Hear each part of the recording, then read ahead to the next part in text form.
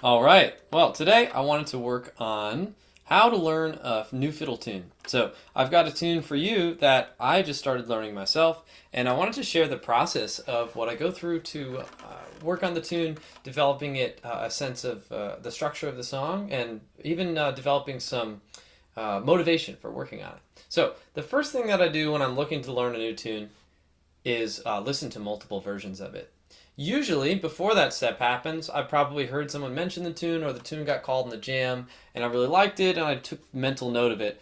If that comes up a couple of times, it's usually time to, work on it. Sometimes what I like to do in jams is when I hear a tune that I really like, I will just put basically star it. I'll add it to a playlist, a YouTube or Spotify playlist of, tunes I want to learn. And then I love to, drive home from the jam and listen to those tunes that I remembered in the jam, and then maybe listen to the next day. And it really starts to develop this sense of like, oh, I'm excited about this new piece of music. So that's how it usually starts. And after that, I listen to several recordings. Eventually, what I'm trying to do, in addition to kind of just building up excitement and motivation for learning the tune, I'm also looking for a version that has the most easily defined melody. So in bluegrass music, everybody approaches the melody different. So when I'm learning it for the first time, I like to find a version that's the has the most simple kind of phrasing, the most easily replicable phrasing. It's not obviously improvisation. So you can kind of get a sense for that by listening to multiple versions of the melody. So let's do that together. First thing I've done here is just search it on YouTube. And let me share the audio, so that's real nice. Let's see. Great. So, oops, I don't know if you're seeing the right screen here. Let's see.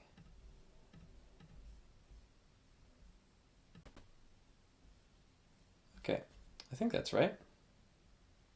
So here is the original version. It's a Bill Monroe tune. So always good to...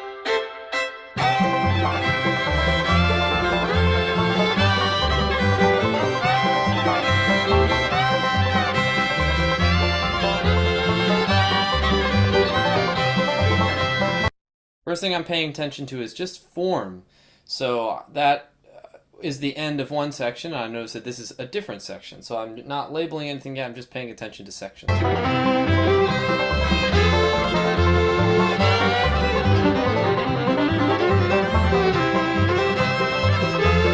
I noticed right there that there's a part of the melody that repeats. So that tells me that there's this new section. Let's call it the B section. Um, has a part that repeats exactly the same. So most fiddle tunes are A, A, B, B, but sometimes there's more parts. And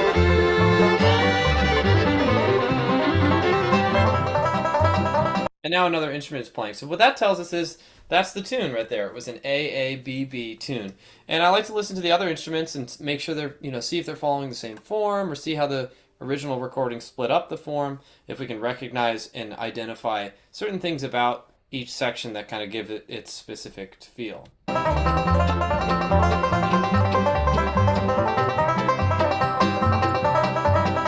So like with the banjo, there's a lot of the rolls, but you can still hear this kind of same basic melody that we heard in the first part. Da da da da da da da da da da da da da da da.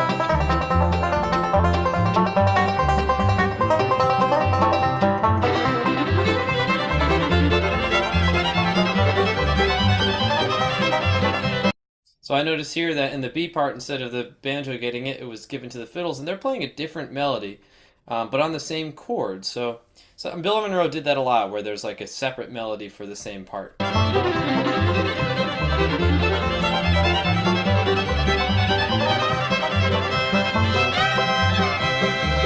And there's our A part again. So we're back to the top of the form.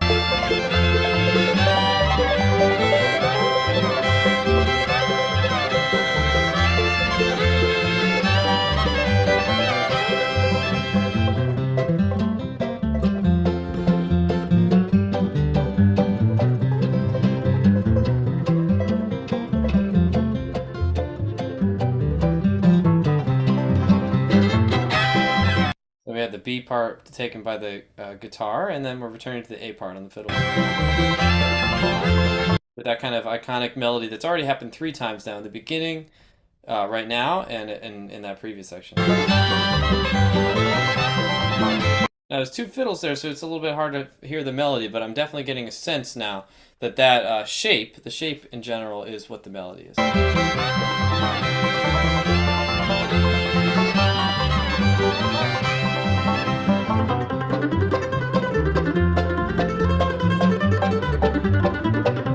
Right there, by the way, is a classic Monroe like.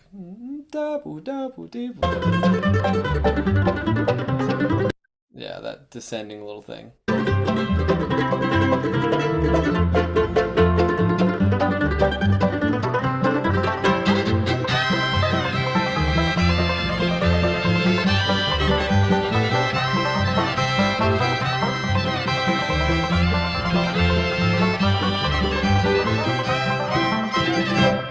Nice. All right, so let's check out a couple other versions now. The second on the list here is Sam Bush, David Grisman, Ronnie McReynolds, Bobby Osborne, Ricky Skaggs. So this is cool. This is like an all mandolin take on the tune. Let's see what this is all about.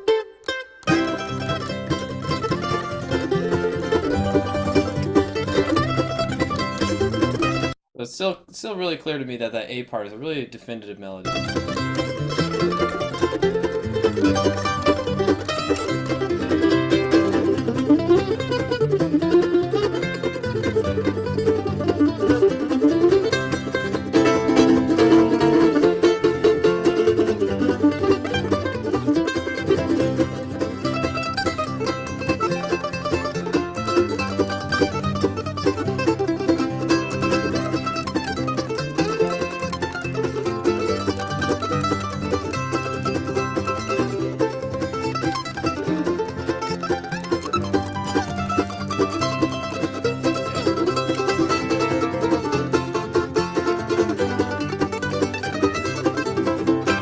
Well, how fun. So you get to hear a little of the character of each person's solo. I noticed here it says Ronnie McReynolds. I was like, oh, I don't recognize that. Uh, um, and I realize now, having seen the cover, that is a mistype in the YouTube description. It's Ronnie McCurry, of course, and Jesse McReynolds, which I think is pretty cool. He's on this album here. So what a cool cast of characters here. Anyway, getting back to listening.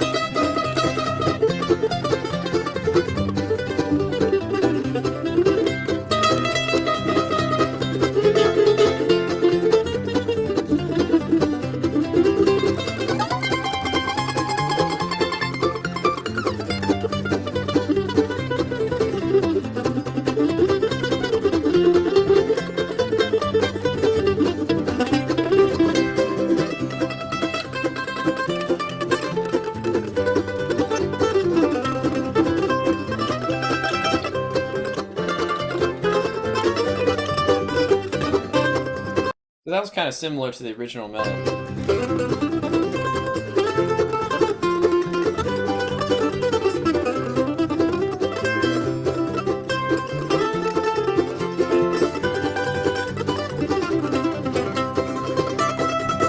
Nice. So that's the idea. I think this would be a great one to listen to after the melody is learned. It's a great for getting inspiration because there's so many different takes on the same tune. Let's listen to a couple more. I know that recently this was recorded by.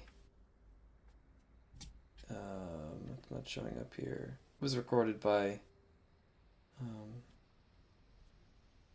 Missy Raines. That'll be a nice. I love listening to like kind of modern recordings because you get really nice recording quality.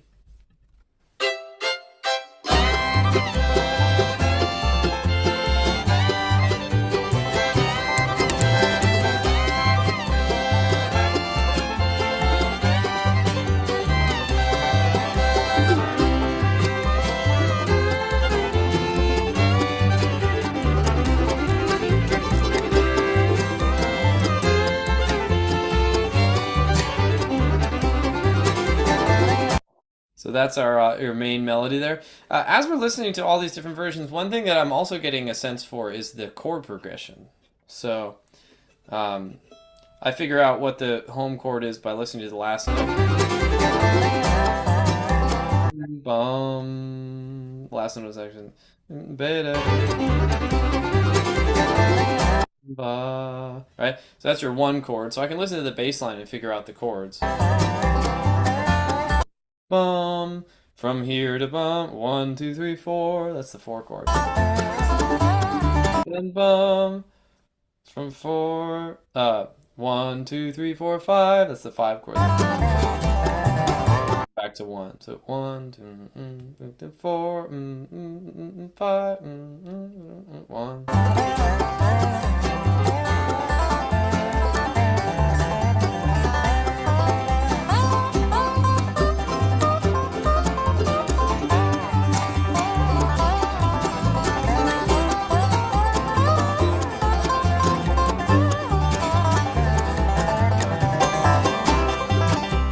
And it looks like the same chords in the B part. Let's see how the mandolin tempo goes here.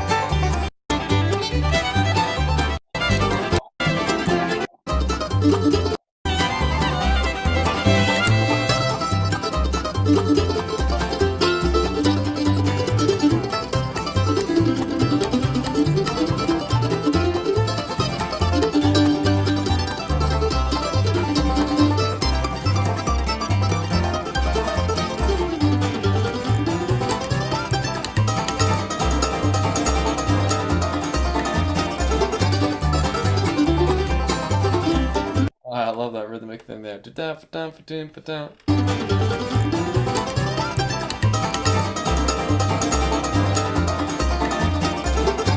I love how the rhythm section picks up on that. Very cool. So, after having listened to all these kind of really exciting different versions, I noticed that this version here, let's see. This version here had the most clear melody, and of course, you can also zoom in and see fingers if there's anything that's looking weird. By slowing it down, you can really see what's happening here. And you even can see the chords on the left hand. So this is sort of an ideal video, I feel like, for learning tunes for the first time. They're kind of posted with the melody in mind. They have the chords here. You can see the fingers. There's no other instrument, so it's easier to isolate the melody. This is sort of the ideal video. So let's listen to the melody.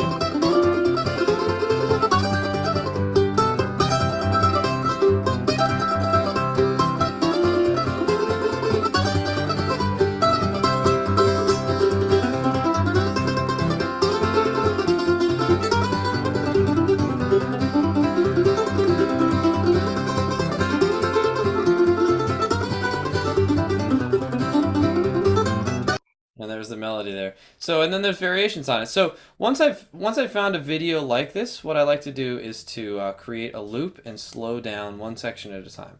So let's go to like 60% maybe, and loop just the first section.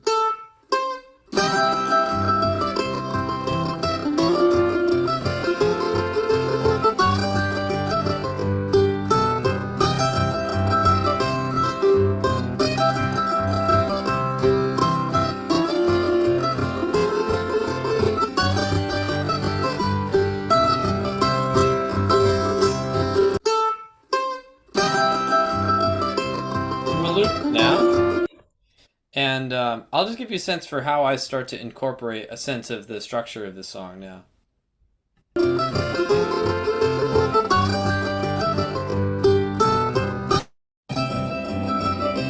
Okay, so I'm making sure even at a slow speed I'm still feeling at this pace.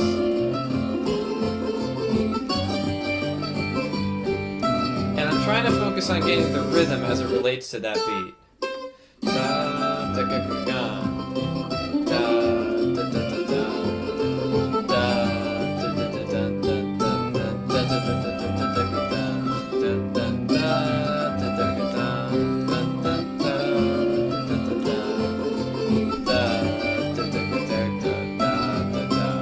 that's the rhythm I'm trying to get in the body.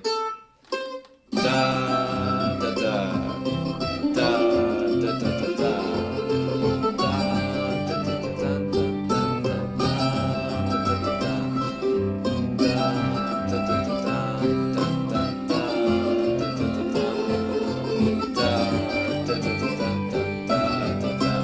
that's the rhythm. Now I can start to add contour.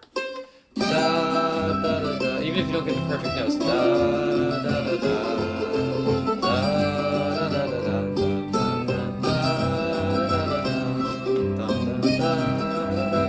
Pickup notes though.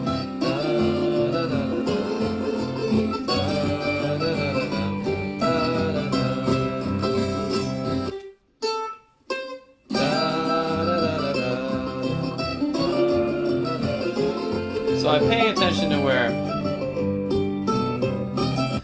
attention to where I am misremembering. So it often has to do with the pickup notes. So I'm just trying to maybe get a sense for what errors I'm making and how I can fix them as I listen. So in the midway point, there's two pickup notes. Da, da, da, da.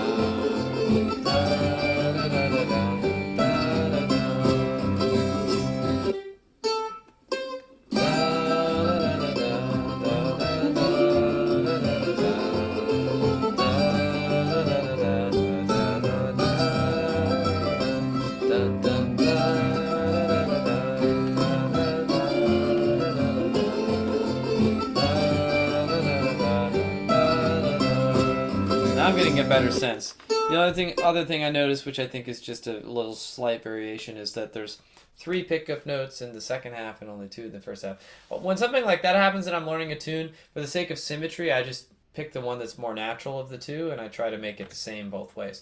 Then once you've kind of got a definitive melody, then you can kind of, what I like to do is I know the definitive melody and then I can stray from there as my skeleton. Da, da, da, da, da, da, da.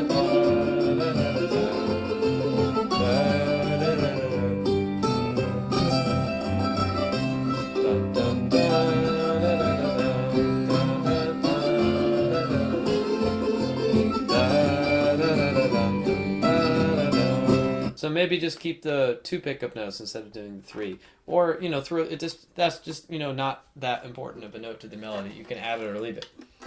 So now we've got a good outline for the melody. Knowing the key is good. So we're in the key of C, and a lot of the playing is out of this position here. So kind of getting your pentatonic scales. On a C chord is mostly going to be there. On an F chord is mostly going to be up a string.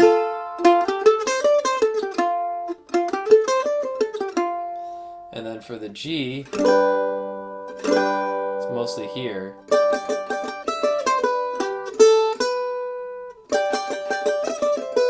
So it's a combination of this pentatonic scale. Actually, it's just this one. And sometimes that note is a double stop. So kind of prepping your fingers is a really good idea for that. So you're not guessing with notes. And yeah, so now you're sort of ready. We know the chord progression is C to F to G. So our pentatonic, that's going to guide our sense of the pentatonic scales. And then you can just pause and stop.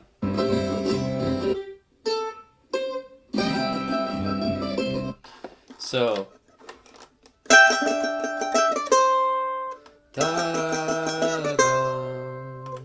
I'm doing this C double stop here, which is made up of 2 notes from the pentatonic scale.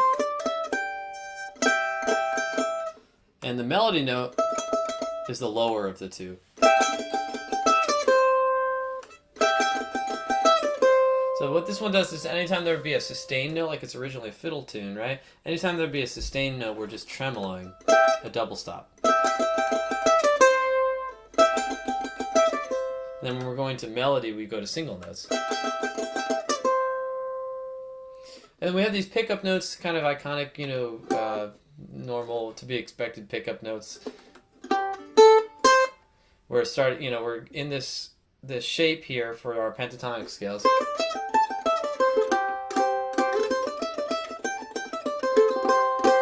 Right, if we were to go down the scale, that's a big part of the scale too, right here. So that's kind of our home. But anyway,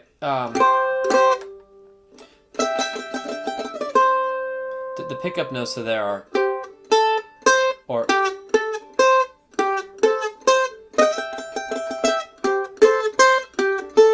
you could just open A, or I kind kind of like the shortness of the third finger.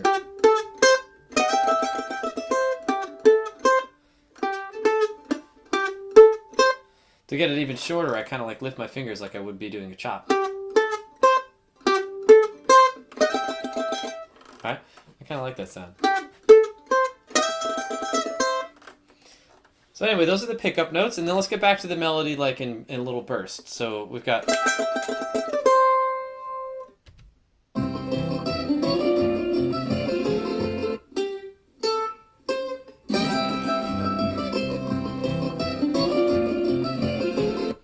da da da da da with pickups. That's still in the C chord, so...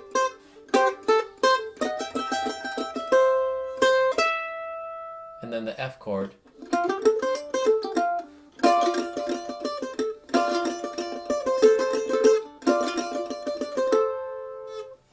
See if that's right.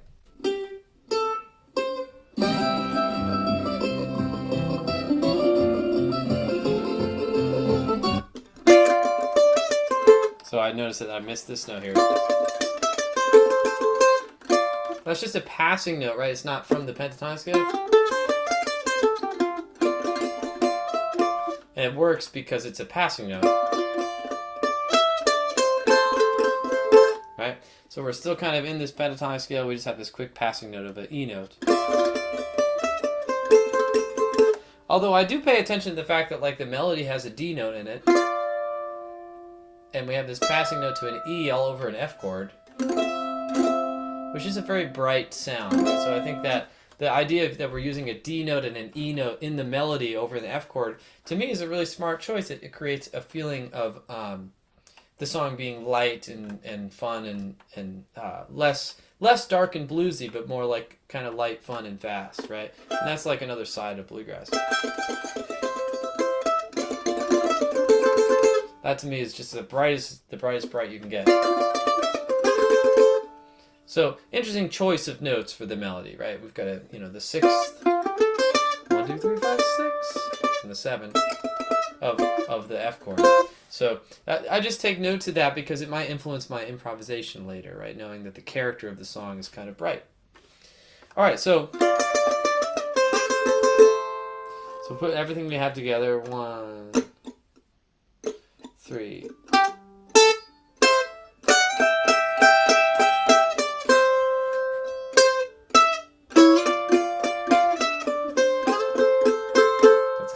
So far. 2, 3.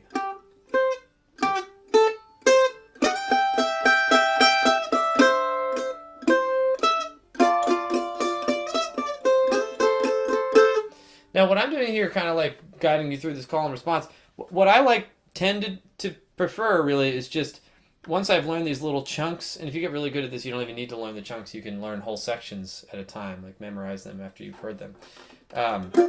But I like to just play along with the loop at a really slow speed. That way, if I get an idea in my head that's different from the melody, it gets fixed, right? So let's just focus on, instead of building repetitions on these notes, let's just make sure we can play each section individually, and then we'll play it through slowly all together. So, da da da da da da da da. So this is out of the G pentatonic scale, G scale. So we're doing this note.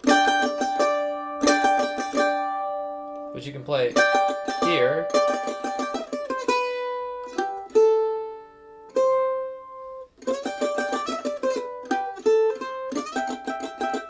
A lot of people prefer to, I think, stay up here. So it kind of gives you the same shape that we did before, too, on this string. But now we're doing... But for this one, we have to shift down to a second fret there. If you don't like that, this is one of those kind of fingering things where either way you do it, there's a challenge. So if you've got a strong pinky, you might do it that way. You don't have to shift, but...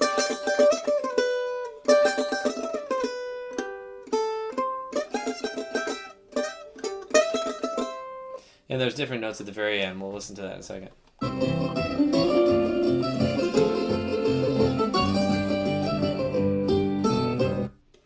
So that's that phrase there. And I notice there's no pickup notes to this, so just... And then we finish the phrase here. Same way it began.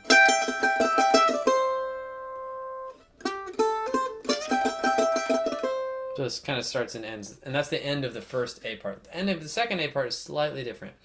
But that last part...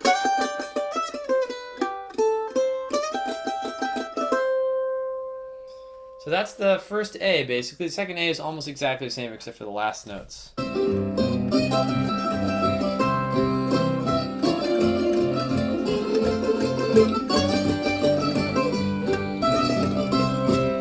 So that's the only difference there at the end. Instead of... This one goes... So instead of... we're doing...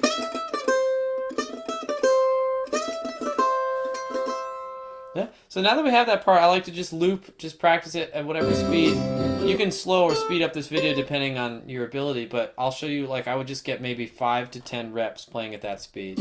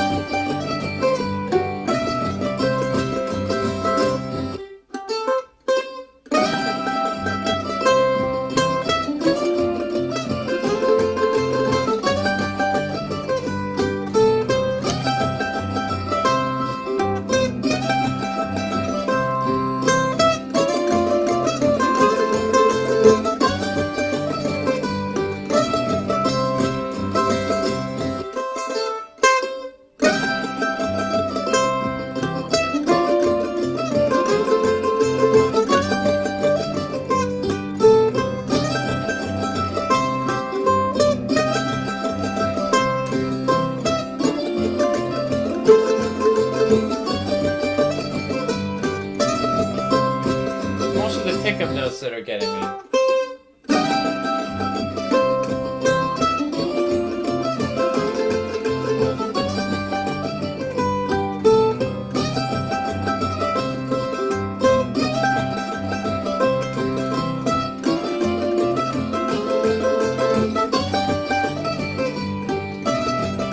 There it is.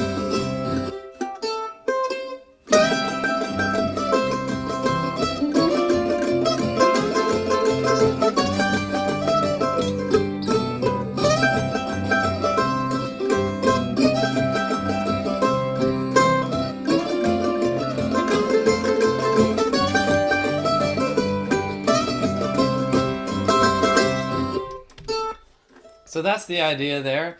You do that as many times as you need at whatever speed is good for you to get that melody real nice and strong. And I find in particular you've got to do this kind of practice 2 or 3 times on a tune before it sticks. Like you might approach this even at the end of the day or the morning of the next day and be really frustrated that you had it perfectly the night before and then now you have none of it. That's actually normal. You sort of have to do this process 2 or 3 times, in my experience, for it to really sit. And then all of a sudden it'll become a tune that you pick up your instrument. It's the first thing you play because it's like, you know, newly in the fingers and really excited. You're kind of really excited about the feeling of it being in the fingers.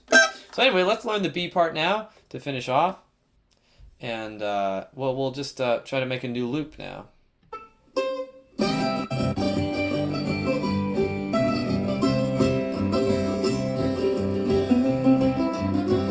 So there's the beginning of the B part. I'm going to set that loop. I'll share my screen again, so you know what I'm doing. You know I've talked about this app a bunch, the Transpose app, Transpose extension for Google Chrome. If you go to my channel, my YouTube channel, you can find a video describing what's going on here, but it's a really great tool. So I'm going to find the beginning of that B part.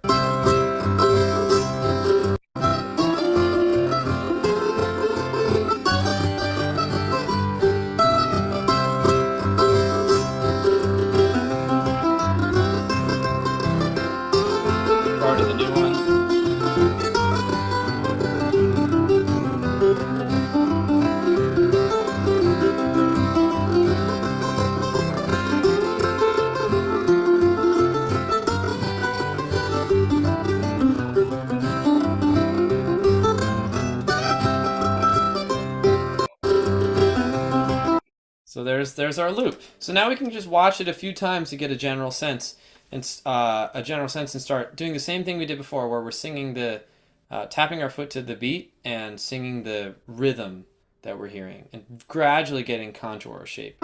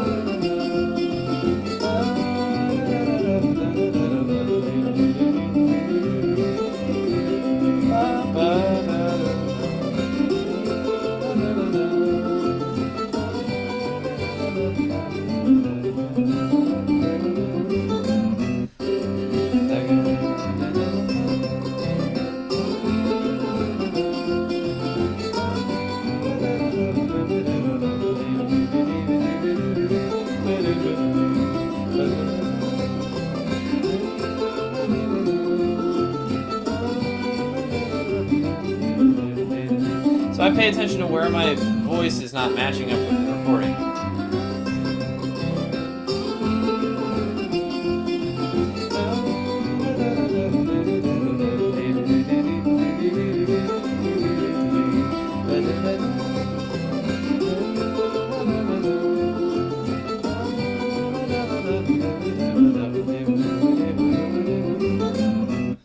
That's it. So then we can, once we've gotten the shape of that, we got the notes in our head, then we can find the notes in individual sections with knowledge of the chords to help us, right? So the beginning is a C chord, and we have this little arpeggio. Let's see exactly what the beginning is.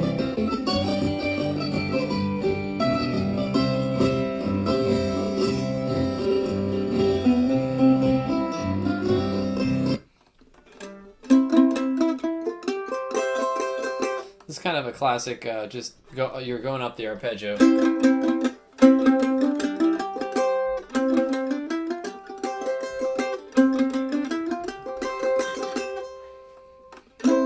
Just constant movement in the right hand.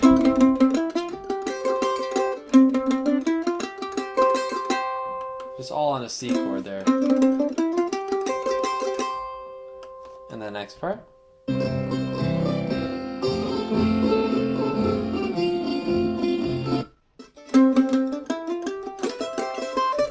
Notice there's this little pickup, or this little embellishment. So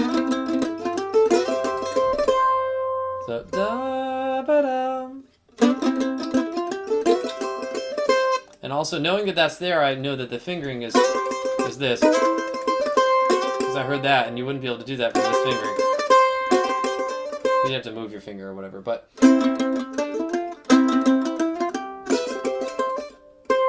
So that's that first. I'm learning in chunks by the chord. So C chord. And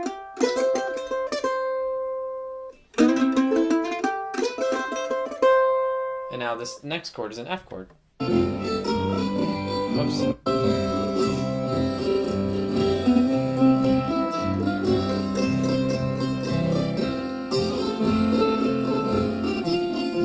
So.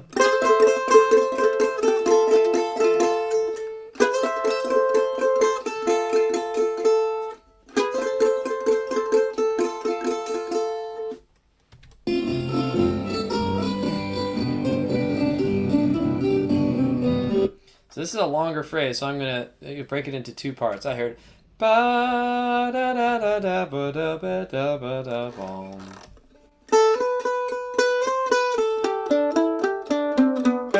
So that's a tough phrase there because it doesn't all use pentatonic.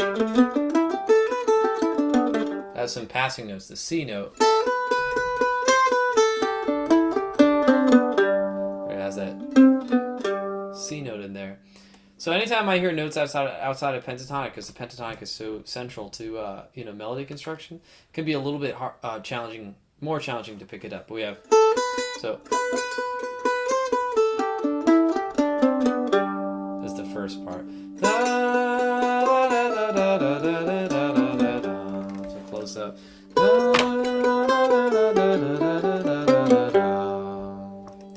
And now last part.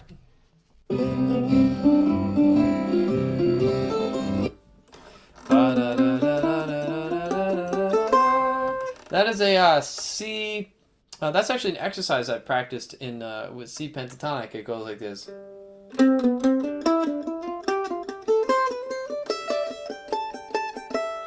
That's a kind of a really just common musical pattern, and we're hearing it note for note in this session. So it's a C arpeggio with lower neighbors.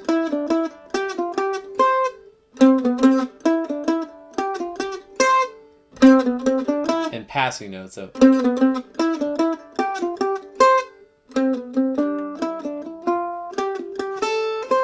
you see how it's just in a C arpeggio with lower neighbor tones and passing notes. Right? So thinking of music in that way can help you chunk better. Break it into smaller chunks.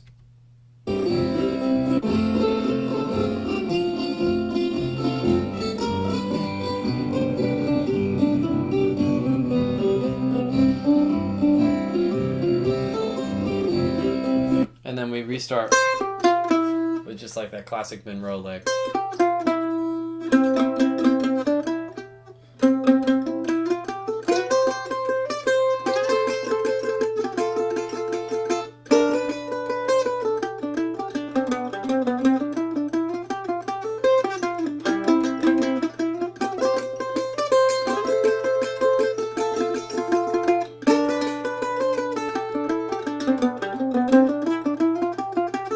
And that's it. That's the tune there. So once I get that, once I put that all together, I just run through it a few times at a really slow speed to kind of hammer it in.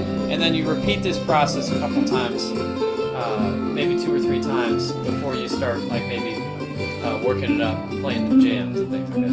So let's try it together. Here's the beginning.